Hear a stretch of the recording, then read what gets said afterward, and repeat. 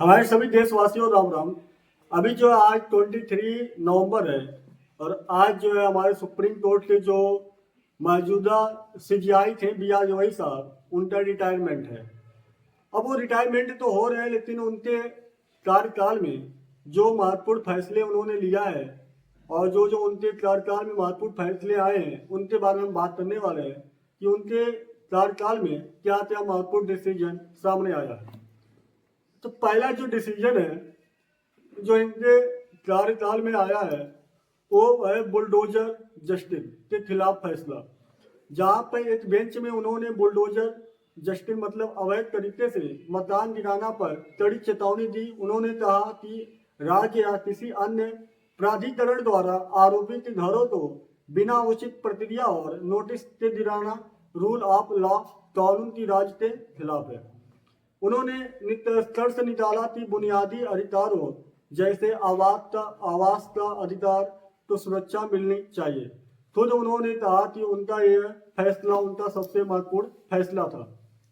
वहीं पे बात करें आर्टिकल 370। आर्टिकल 370 जो है जम्मू कश्मीर का विशेष दर्जा खत्म करना। सीजीआई गवई उन 5 जजों की टीम में शामिल थे जिन्होंने आर्टिकल 370 को हटाने को संवैधानिक रूप से वैध माना था। बात करें इस फैसले के साथ उन्होंने यह सुनिश्चित किया कि संसद को जम्मू और कश्मीर की विशेष संवैधानिक स्थिति बदलने की शक्ति है। वही हम बात करें इलेक्ट्रोल बॉन्ड। तीसरा इनका जो फैसला था इलेक्ट्रोल बॉन्ड स्कीम को रद्द करना। उन्होंने उस संविधान बेंच में भाग लिया जिसने इलेक्ट्रोल बॉन्ड राजनीतिक फंडिंग के लिए स्कीम को जो है असंवैधानिक घोषित किया। उनका मानना था कि यह स्कीम नागरिकों की जानकारी के अधिकार राइट टू इंफॉर्मेशन के खिलाफ है क्योंकि इससे राजनीतिक फंडिंग में पारदर्शिता खत्म होती है। चौथे डिसीजन की बात करें तो 2016 के नोटबंदी को मान्यता। गवई जज एक 5 सदस्यीय बेंच में थे जिसने 2016 में की गई नोटबंदी 500 और 1000 रुपए के नोट को संवैधानिक मान्यता दिया था। यह फैसला आर्थिक नीति और सरकार की शक्ति के सीमाओं को लेकर बड़ा था। चौथा इनका 5वां जो फैसला था एससी एसटी अनुसूचित जाति और जनजाति में सब क्लासिफिकेशन की अनुमति।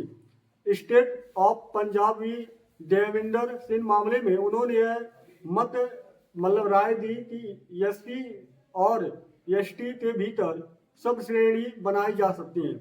उनका मानना था कि एससी एसटी बहुत हद तक विविध सामाजिक समूह है और सब श्रेणियां बनाना समानता के असली मायने तो बेहतर तरीके से पूरा कर सकता है।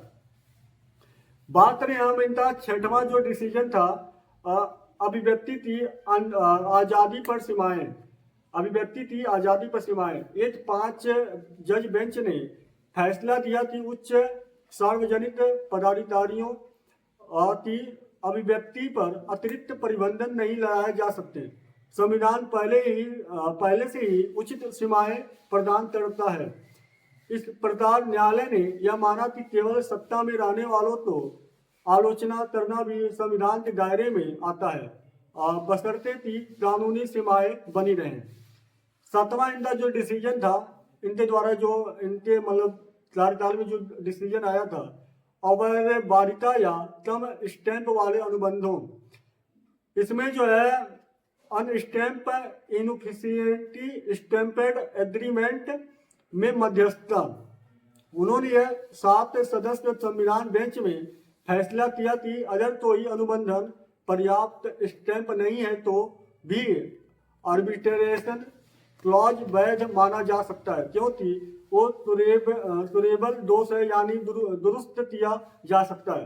यह वास्तविक और अंतर्राष्ट्रीय निवेश कानून के लिए बड़ा फैसला था क्योंकि इससे इंटरनेशनल आर्बिट्रेशन तो भारत में अधिक स्वीकार्यता मिली।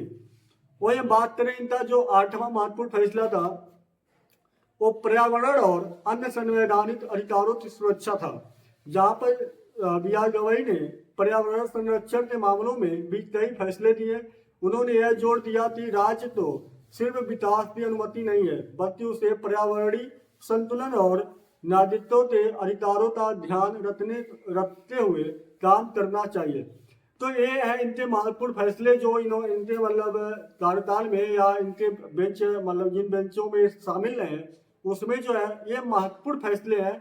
और भी बहुत सारे फैसले हैं जो उतना ज़्यादा इम्पोर्टेंट नहीं थे, लेकिन ये फैसले जो है बहुत ज़्यादा इम्पोर्टेंट थे, इसीलिए इन फैसलों तो मैंने आपको बता दिया।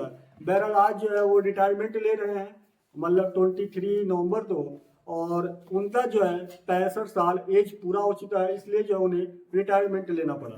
तो बहरहाल इनके कार्यकाल में जो भी चीज़ें जो भी फैसले आए हैं उस बारे में आपकी क्या राय होनी चाहिए, आप अपनी राय कमेंट बॉक्स में दीजिए। वीडियो अच्छा लगे तो लाइक शेयर भी करिए, पहली बार जुड़े हैं सब्सक्राइब कर लीजिए। मिलते हैं नए वीडियो में नए टॉपिक पे, और तब तक लिए आप सभी का धन्यवाद। जय हिंद, जय भारत, वंदे मातरम। Thank you so much everyone.